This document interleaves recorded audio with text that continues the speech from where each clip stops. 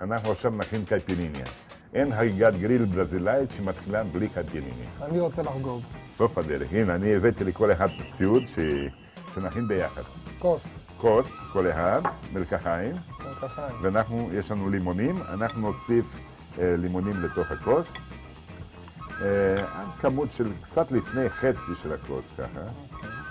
מספיק. עכשיו אנחנו נוסיף כל אחד 2 כפות סוכר. כפות, כן? 2 כפות, כן. זה מתכון מדויק. זה מתכון מדויק. 2 כפות סוכר.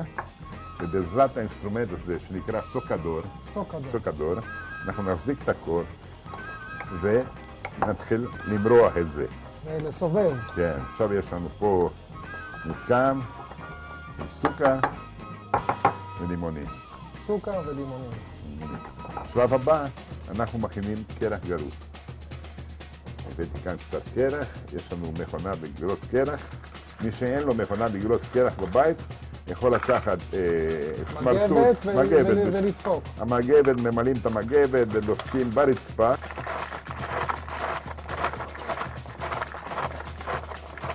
זהו, עכשיו הקרח גרוס. בעזרת הכף הזה שהשתמשנו בסוכר, אנחנו כל אחד... לא כף אחרת, כף של הסוכר. כף של הסוכר, כן? סוכר. לחשוב תמיד על האישה, שלא תצטרך תמיד לעשות כלים בבית. ואנחנו ממלאים עד קצת לפני הזמן, לפני הסוף. עכשיו אנחנו מוסיפים את הקשסה. קשסה, משקה חריף, עשוי מקני סוכר. עכשיו מוסיפים קשסה. כמה? בנדיבות עד איזה סנטימטר לפני הסוף. זהו. עכשיו יש לנו פה כל אחד כף קטן של פלסטיק, ואנחנו נערבב אותו.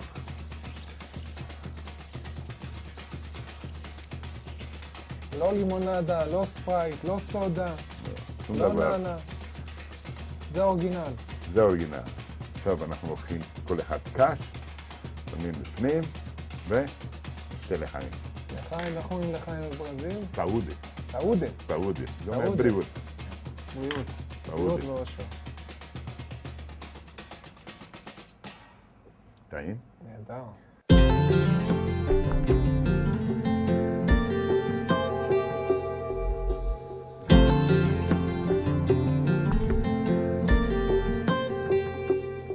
אפשר להתחיל את החגיגה? ודאי. קפירניה. גבירותיי ורבותיי, הנה מתחילה החגיגה הברזילאית. היי!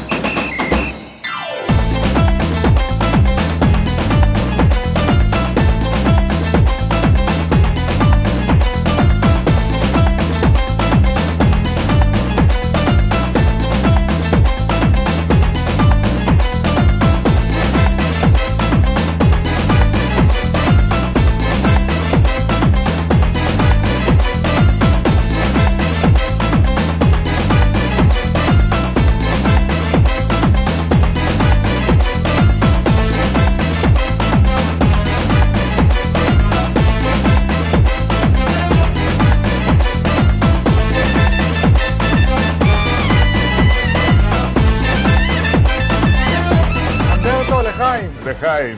תודה רבה לך, הרגשתי כמו בברזיל היום. תודה לך שבאת, תודה רבה. חגיגה ברזילאית של בשרים וריקודים. קאזה דו ברזיל באילת.